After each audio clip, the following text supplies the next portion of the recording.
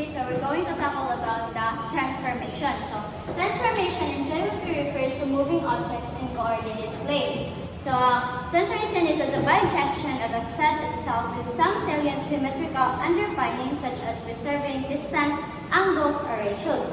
So the coordinate plane is muna siya. Coordinate plane, so muna siya ang coordinate plane. So kani is the horizontal is x, then the y is vertical. So kani siya is 5, 4, 3, 2, 1. Let's say as 8, 3, 4, 5, and 1, 2, 3, 4, 5, 1, 2, 3, 4, 5. So kana siya, muna siya ang coordinate plane. So ang kanang coordinate planes is quadrants na siya. Kaya siya is quadrant 1, 2, 3, and gani 4. So sa quadrant 1 is mauna siya positive plus positive. Sa quadrant 2 is mauna siya negative plus positive. Negative and positive. Then sa quadrant 3 is mauna siya negative is to negative. Negative is to negative. While the quadrant 4 is mauna siya positive and negative. So, we all know nga ang process niya, ang movement sa coordinate plane is muna niya siya, kanila siya na size. Maporma na to siya if square or rectangle or rather ka na triangle. So, for example, let's give an example ka na x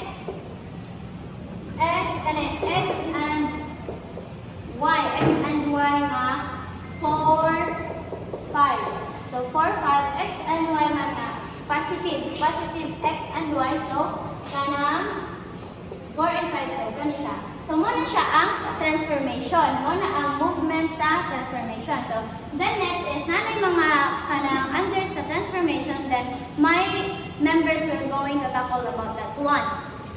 Next is one. Then I am Alan Jones, and then we will talk about the categories of transformation.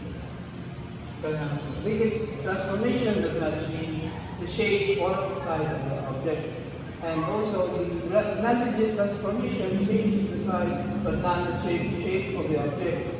There are types of transformation: rotation, translation, dilation, and reflection. We will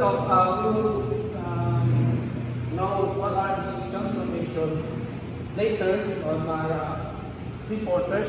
So first, we will identify the rigid and non-rigid transformation.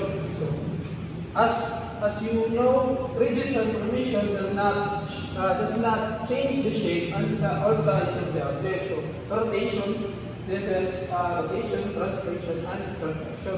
While the non-rigid transformation, it only classifies dilation and also bending or warping, but wala nag-rate because dilation is span or contracting an object without altering its shape or orientation.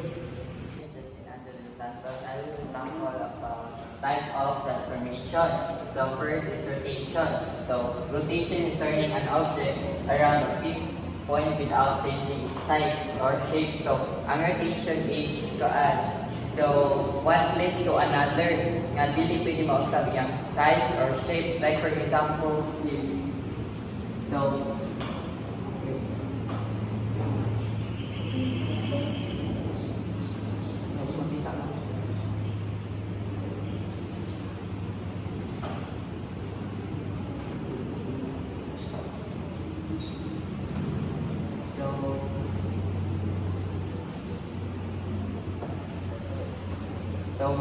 this is an example of rotation.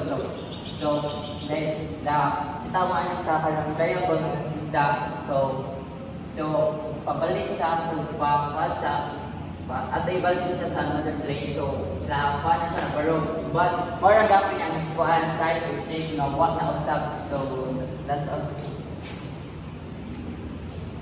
So good morning, Miss. I am Mary Butila. For my topic is translation. object in shape without changing its size, shape, or orientation. A geometric transformation, in which where more every point of a figure the same distance, the same direction, without changing its size, shape, or orientation. For example, this one. Nasa box here. If mag-move ka pa doon sa ubos, ano na siya? Ay, sa taas. Ano siya? Then, mo na siya 8 trays.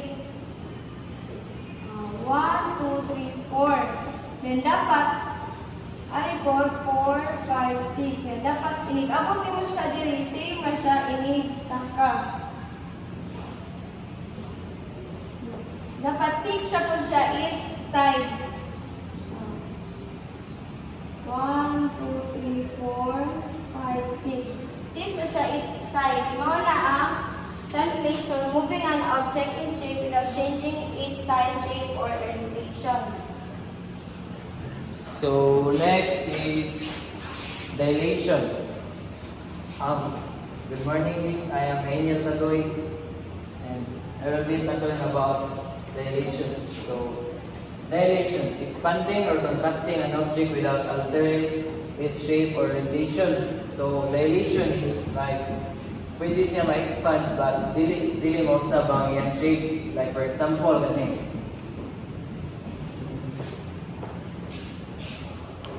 Dili, naanin sa iba na rin. 0, 2, 4, 6, 10.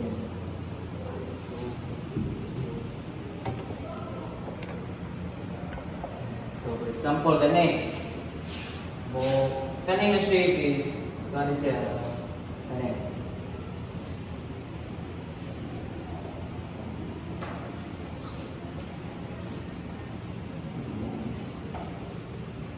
So kani siya.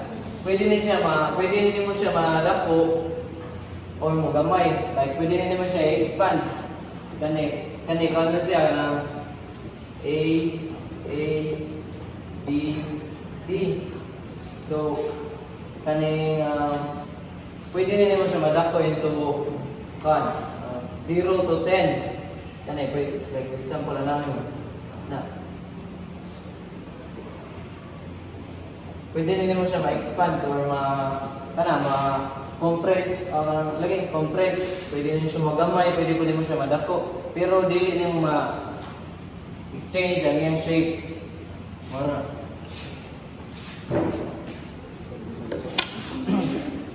So, good morning, Miss. My name is Carl Johnson Ikatsay. Ako ang reflection, flipping an object across a line without changing its size or shape. So, reflection, kuwali siya na dili siya katong kanang sa samin ba? Ang kaning reflection, kung saan mo flip ang sa ka-object, maurag yapon siya walay mo sa dice. For example, kanang dice, kanang imo yan ang dice, maurag yapon siya ng square. When ang stab niya ba? That's all. So, good morning everyone. I'm Shira Uyo. So, today I want to tackle the psychology of shape. So, according to Sidem Pillay in 2018, each basic shape has a deeper meaning or emotion associated with it. So, usually sa math, ang ato lang ginastadihan, ang shape based sa ilang angles, sides. Pero kabalo ba mo nga naa po dahil meaning or emotion na ina-represent ang shape. So, tanawon na to ang common shape kung sa ang usually mean nila. So, first we have rectangles and square. Symbolize balance and tradition. So, ang rectangle and square is kasagaran mo rin ako makita sa books, buildings, and tables. Kay tungod straight ang equal ang ilang sides nga nag-represent sila of order, stability, and tradition. Mao nga kung makita natin din ang mga shape, murag, kasaligan, o organized na nawot. So, for example, isang window or doors. For rectangle ug square man jud ang ilang shape ana nila. Kay para stable balance ug sayon i-design sa structure. Next is circle. Circles is represent infinity, protection, and finity. So the circle is symbolized infinity and protection because it has no clear beginning and its continuous form represent wholeness and unending flow. Due to its soft and curved shape, the circle is often associated with femininity. Example na is ang wedding ring. Diba, ang wedding ring is forma man na siya circle. Means nagsimbolo na siya sa walay katapusang ugma tungod kay ang circle walay sugod o katapusan na nag-represent kini o internal commitment o never-ending love story. Thank you. So, good morning, Miss. I'm Tyra Angela Martinez, and I'll be talking about the triangles. So, the triangles are the strongest shape because tungkol sa iyang pan. So, gandol siya aning duha ka buhok. So, kani siya. Ayan. Then, buong nakaingon siya ka strongest shape. Magamit siya di sa gasa, like sa mga roof, like sa roof or sa mga ridges. So, ang pan po, naka-pan po niya, mahimo siya nga panabitang sa mga logo like caution sign. So, ang mga caution po, mga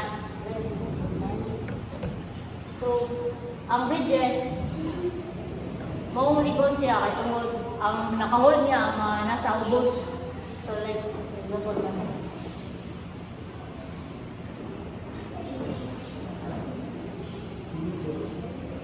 So, muna kayo mga ligon ng bridges, tungod ang kanin ay nakahold sa ubos. Then, mapos ang kabaw. So, mga yan ang nakastrongest ang paan. Kaya ang goal, like, dalat po siya magamit.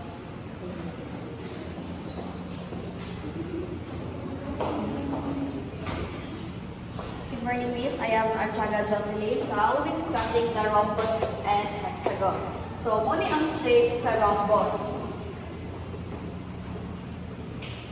First siya of diamond. While the hexagon, kay kuwan siya ka sides, 6. Ana siya.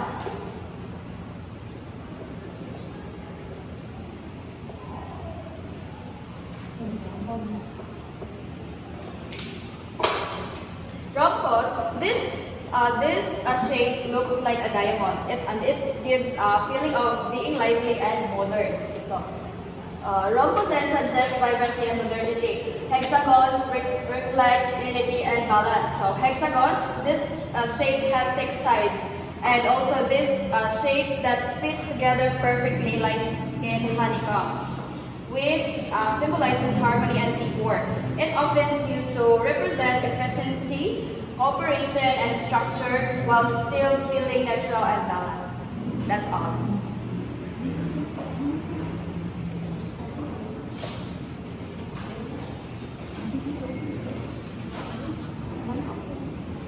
So, good morning, Miss. So, I'm the last report or tackle about overall transformation. So, by the way, I'm Ishaan Lambuhon.